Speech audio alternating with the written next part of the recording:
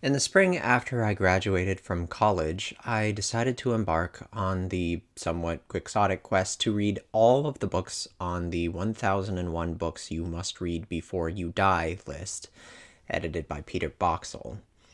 In this video, I'm going to go into more detail about why I did this, answer some of the frequently asked questions, go over some lessons learned, and give a project status update. But I'm not going to make you watch this whole thing to answer the question that you really care about. No, I have not read all of the books on this list. As of this writing, I have read 1,000 of them, and I still have one to go. Why is it taking me so long? It's not the reason you might think, but to find out why, you'll have to watch to the status update. Okay, so now that I've got you hooked, let's journey back to the naive, idealistic person who started this project. In college, I took this class called Multicultural Literature, the novel, and I loved it. We read Beloved by Toni Morrison, 100 Years of Solitude by Gabriel Garcia Marquez, God of Small Things by Arundhati Roy, and many other great books. I realized that up until that time, I had essentially been treating my reading as a bizarre survey of British literature combined with the occasional murder mystery. I sort of considered myself well-read, largely based on slogging through some of Emily Bronte's poetry and Charlotte Bronte's juvenilia.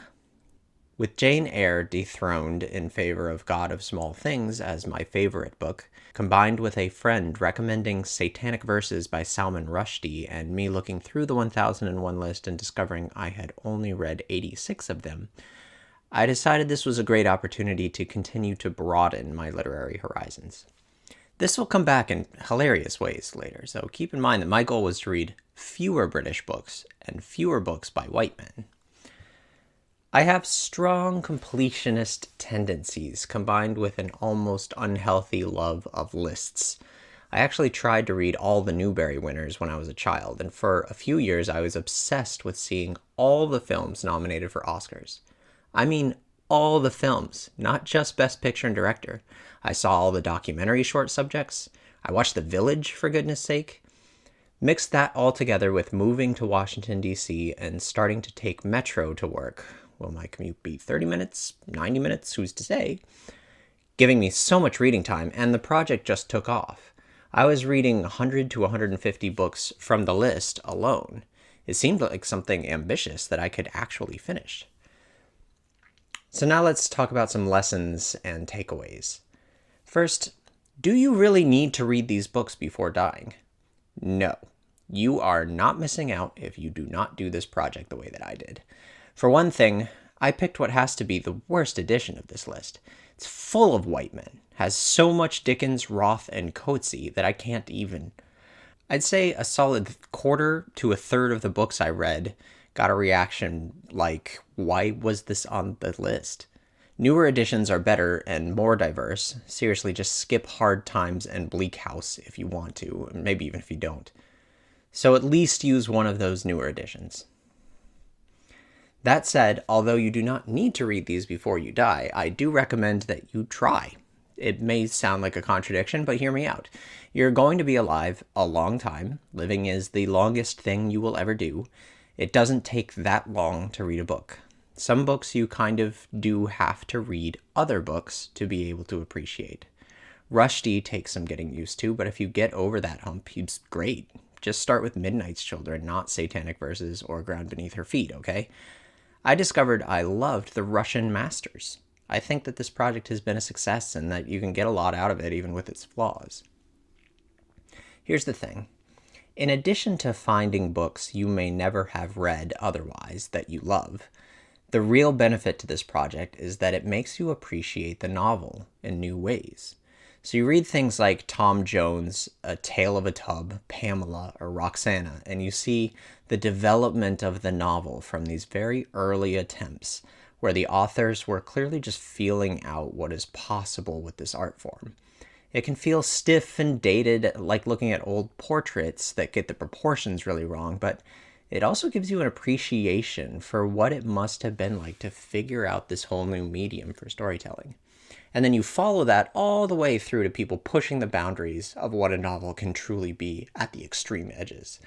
So you may hate Samuel Beckett's trilogy of Malloy, Malone Dies, and The Unnameable with passages like this.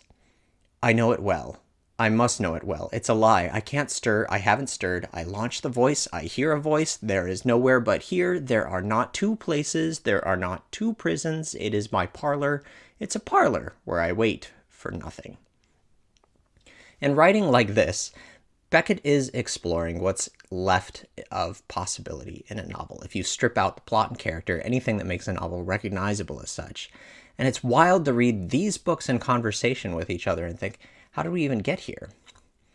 Or another example, I remember not liking Virginia Woolf at first, and then thinking about her through the lens of both her contemporaries in literature and what was happening in other art forms at the time, and understanding in new ways, and then reading The Hours after getting nothing out of the movie and just falling in love with it, and again seeing Mrs. Dalloway in a new light.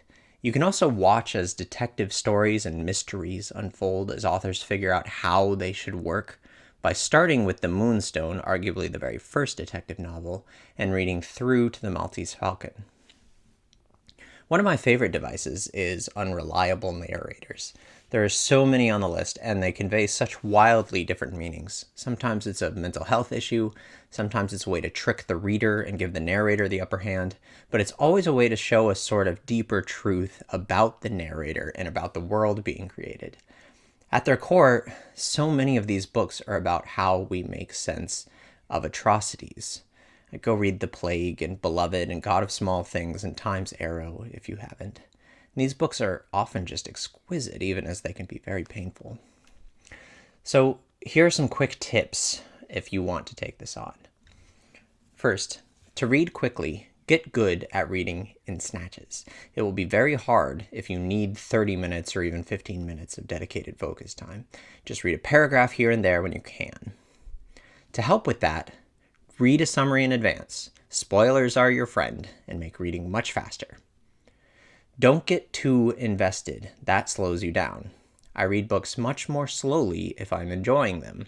This isn't a hard and fast rule. If you are enjoying a book, enjoy the book. But when you can power through, do it. Set goals for how many books you want to read per month. Your goal can start out modest, but you'll want to be hitting 8 to 10 books per month eventually. Look up the length of the books and be proactive about getting the longest ones periodically so you don't get bogged down, but you also don't get stuck with them all at the end. Finally, keep track. You will start to forget which ones you have read already. A question people ask a lot is why a given book is or isn't on the list, to which all I can say is, I'm sorry, you're confusing me with Peter Boxall. I have no idea. Okay, to actually try to answer this a bit, I've never actually read the 1001 Books You Must Read Before You Die book itself. I just took the list. I've been reading the books on the list. I could have followed along with the profiles in the book itself, but this is a lot of reading, guys. I didn't want to add more reading.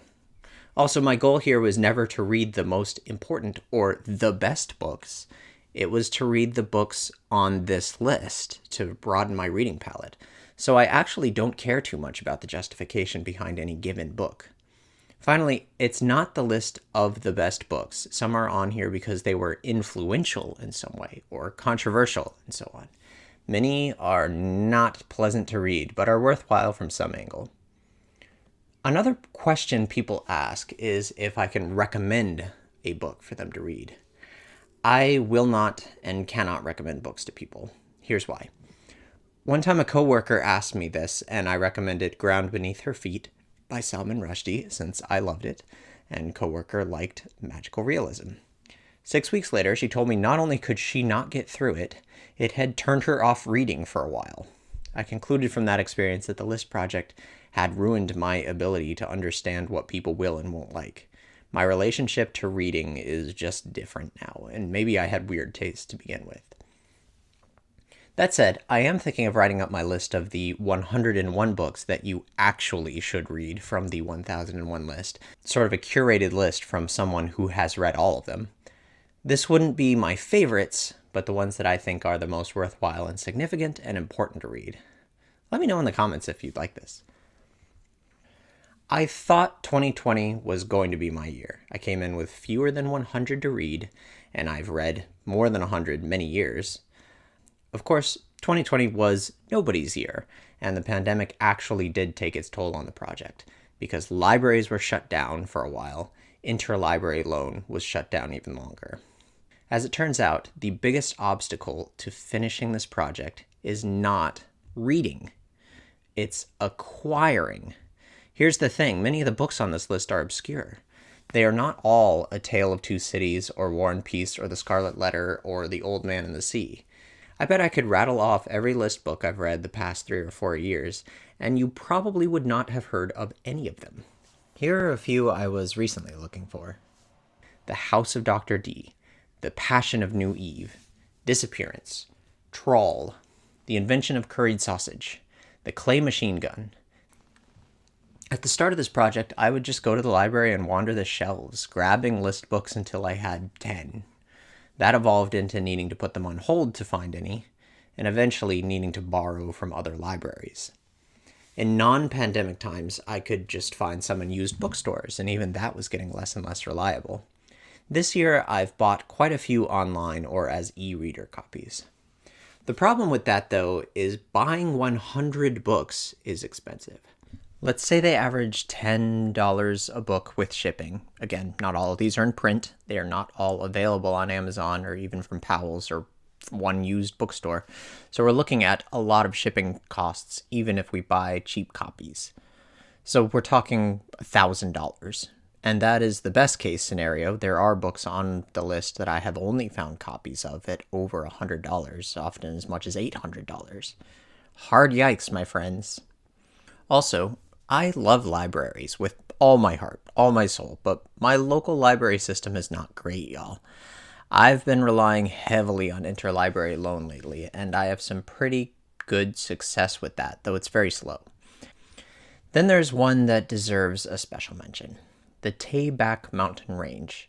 It consists of 10 volumes, thousands of pages long, and it has never been translated into English.